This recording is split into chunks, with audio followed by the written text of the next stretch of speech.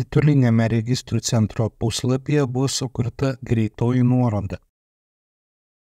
Paspaudus šią nuorodą yra atidaromas puslapis duomenų ir elektroninių paslaugų teikimas pagal sutartis. Šiame puslapyje yra pateikiama visa klientams svarbi informacija apie duomenų teikimo sutarčių sudarymą, vykdymą, nutraukimą ir panašiai.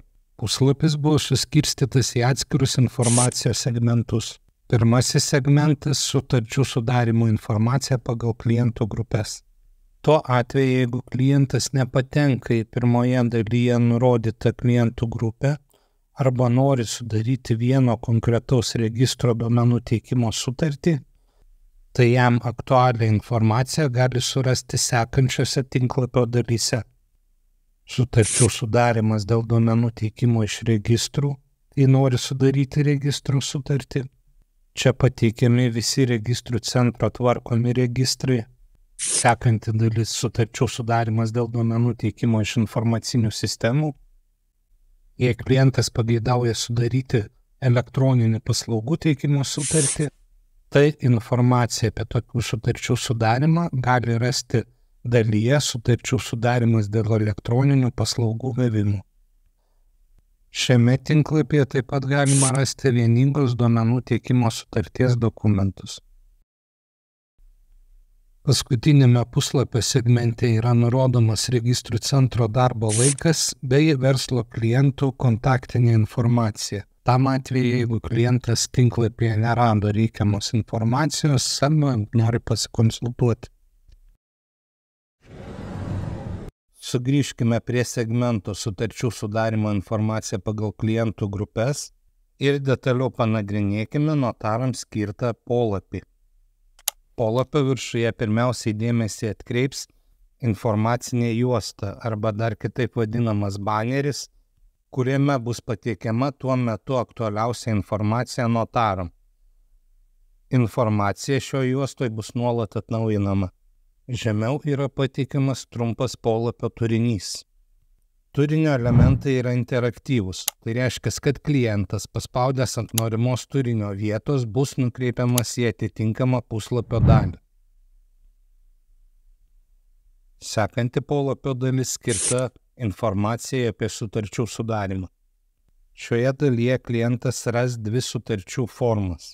Pirmoji forma skirta duomenų teikimui iš registrų ir informacinių sistemų, o antroji duomenų teikimui į registrus ir informacinės sistemas. Naujas notaras pasirašęs šias sutartis gaus visas standartiškai notarų naudojamas paslaugas. Sutartys buvo patvirtintos kaip tipinės, todėl yra sudaromas pagal tipinių sutarčių sudarimo procesą, kuris yra greitesnis. Taip pat buvo automatizuotos ir buvo apribotas jų teksto koregavimas. Taip yra apsisaugojama nuo netyčinio teksto pakoregavimo, todėl registrų centro darbuotojai, organizuojančiam sutarties pasirašymą, nebūtina detaliai peržiūrėti viso sutarties teksto.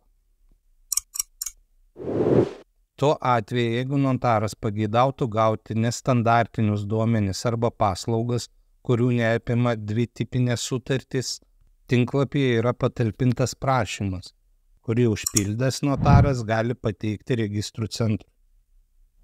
Sekančioje polapio dalyje aprašomi veiksmai, kuriuos turi atlikti notaras arba registrų centras, kad būtų pradėtas faktinis duomenų teikimas pagal pasirašytą sutartį.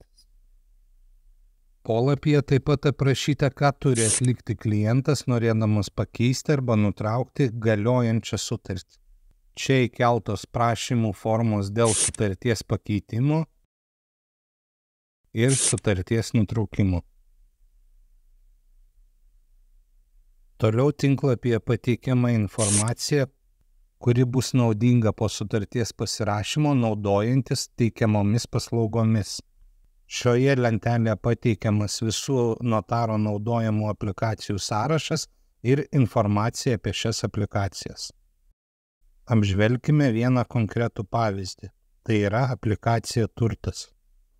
Vidurinėme lentelės stulpelyje yra aprašomi aplikacijos teikiami duomenys. Kairiajame lentelės stulpelyje nurodomas aplikacijos pavadinimas ir pateikiama nuoroda, kurią paspaudus yra atidaroma aplikacija.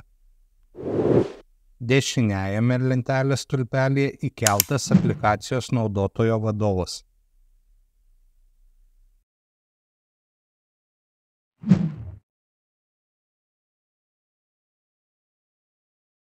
Po aplikacijų sąrašo lentele pateikiami teisės aktai reglamentuojantys duomenų teikimą, o tiksliau nuoroda į registrų centro tinklapio dalį, kurioje pateikiamas duomenų teikimą reglamentuojančių teisės aktų sąrašas.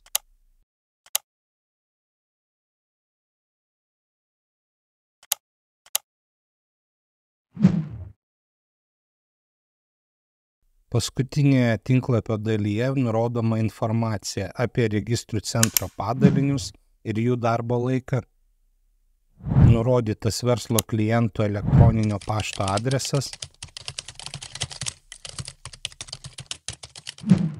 bei telefono numeris, kuriuo aptarnaujami verslo klientai.